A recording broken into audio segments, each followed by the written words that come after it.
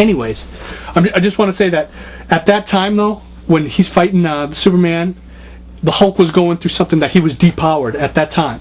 He couldn't get angry because he would turn back to Bruce Banner, so he had to always control his rages. And Peter David even said in an interview that he could not write that in. They wouldn't let him write that in because it didn't make sense to the story. So when he actually fought Superman, and sure, even if it was the Savage Hulk in a popularity contest, that Hulk was going to lose anyways. Yeah. But the excuse Hulk enthusiasts use, and which is a legitimate excuse, is that the Hulk came in there, he was depowered, he couldn't, and Peter David even said he was in there depowered. He couldn't get rage. So that's part of the Hulk's power. Superman obviously starts off at probably a little higher strength level than the Hulk, of course. And like Hulk is going to fight him while that's like you fighting me, and I'm punching you in the face, and you can't get angry because of that. You got to still be like happy, and so the Hulk gets knocked out, and they're slugging toe to toe, and the Hulk gets knocked out. Of course, it's going to happen. He has to control his rage. He can't get angry, and he's not as strong as him in the first place. So you nullify his power. So Superman was fighting at full power while Hulk wasn't. But like I said, in a popularity contest, it could be the most powerful Hulk in the world, and the Hulk's still going to lose because of popularity. But if you actually take the two, like slugging it out toe to toe, it ain't going to happen. Because why?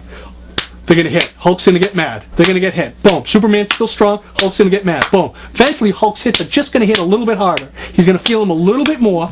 And wait. Let me say something. And in the actual pre-crisis Superman versus the Hulk, in that, the Treasury, Jim Shooter wrote he had permission from Stan Lee to see what would happen, right?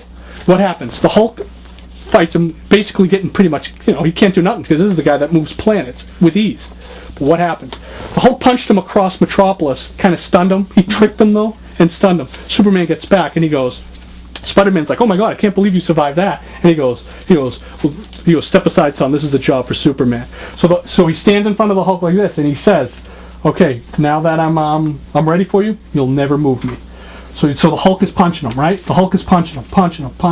And Superman's using his heat vision. He sees that there's a transistor, like in the Hulk's head, that's making him rage and go crazy. And anyways, eventually he stops it, and they stop, and the Hulk settles down. But he says this: if you read the narration, like the Hulk's fighting the strongest mortal is fighting the guy who can move planets. He goes, but with each second, geometrically, the Hulk is getting stronger. And that's putting this test of strength in doubt. And then finally Superman found the thing. Obviously they have to find a way to end it. But it ended it. And then but Superman says this, he goes, Hulk goes, well, Hulk is tired right now, Hulk doesn't want to fight. He goes, nobody wants to fight you. And then he says in a balloon, no one's sane. So they actually fought. And so the Hulk is, like I'm saying, he's just sitting there, Hulk's punching him, he's not even blinking. But he's getting raging, and it's going higher. And it says it puts this strange duel in doubt. So it leaves you speculating who's really... Because what makes you think the Hulk would have stopped? Would the Hulk have leveled out? Would he have? I don't know. It's never happened. It doesn't exist. So Superman here... You can only get so angry before it's finally... Yeah, but they're now saying that the Hulk is interdimensional. The reason why he has all that rage is because Bruce Banner was beaten and all that. So he has this well of energy that just keeps going. That's why no one else who's been bombarded with gamma rays and stuff has that. So he just... The reason I give it to the Hulk is because that's his thing. Yeah, right. Of course. Right. That's his thing. If somebody's stronger than the Hulk, then it's like, oh, so he's not the strongest one, so who cares? Superman, you're like, well, yeah, Superman, he may be stronger than Superman. Like Ultra, remember Ultra? Ultra? Used to beat the crap out of pre-Christ Superman all the time. Do you know that? So there was somebody stronger than pre-crisis Superman. And Superman, I remember getting knocked back because I used to collect those issues every time Superman got beaten up. So I could always look back and reference like, well, hey, look at this. Look at this.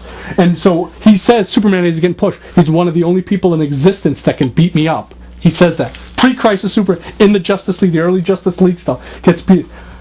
Where's the Hulk have that opponent now? The only one that was stronger than him, Peter David created, though that Hulk is toned down all that, was the Maestro. And who's the Maestro? A future version of him.